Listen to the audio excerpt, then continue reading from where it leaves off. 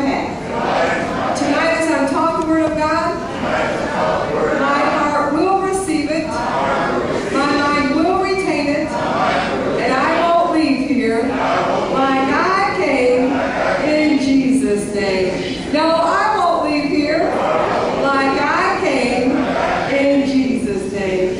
Amen. You may be seated. Turn with me tonight, if you would please, to Psalm 22. And it's so good to have each of you in the Lord's house. It's good to have Pastor Nichols and his friend with us tonight. It's great to have Madeline all the way from Michigan visiting with us tonight.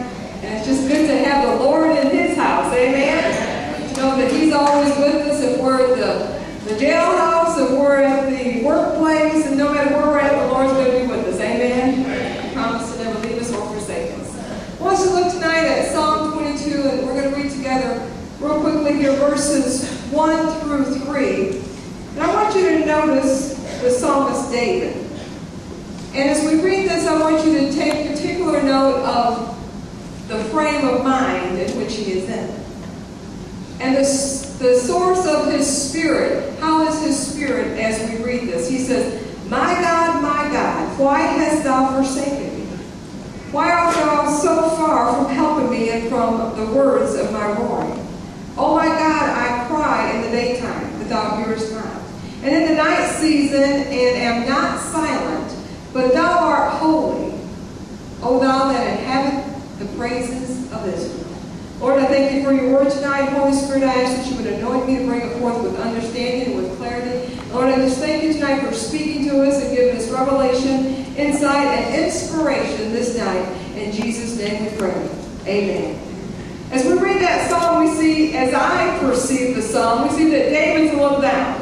Amen? David feels like God has forsaken him, and he says, Lord, I cry out day and night, but it seems like you just don't hear me. And Lord, why did you leave me? Why did you forsake me? And as we go through our Christian life, many times we go through difficulties, through struggles, through trials. Amen? One of our members tonight is about 10 minutes until the service began. She texted me and she said, I just felt like saying this. As I go through life, it seems like I go through one battle after the next. But here's what I found. God is always with me. Amen? And we look at life and we see life is battles. But you know what? Life is also victories when we trust in the Lord.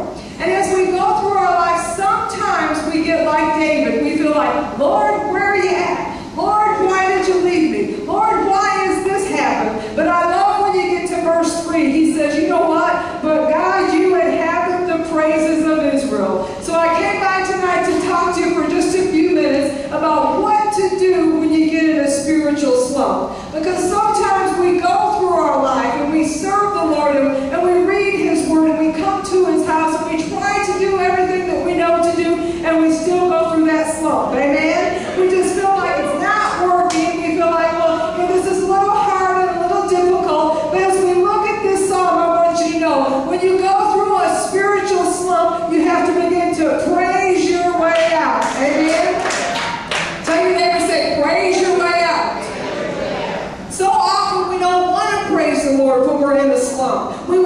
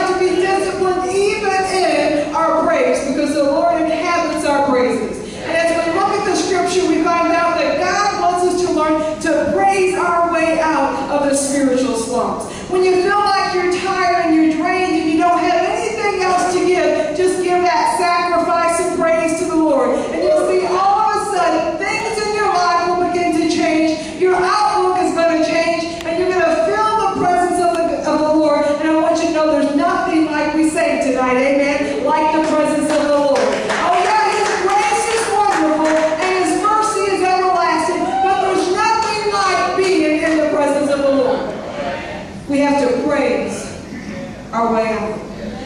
And here's the good thing about praise.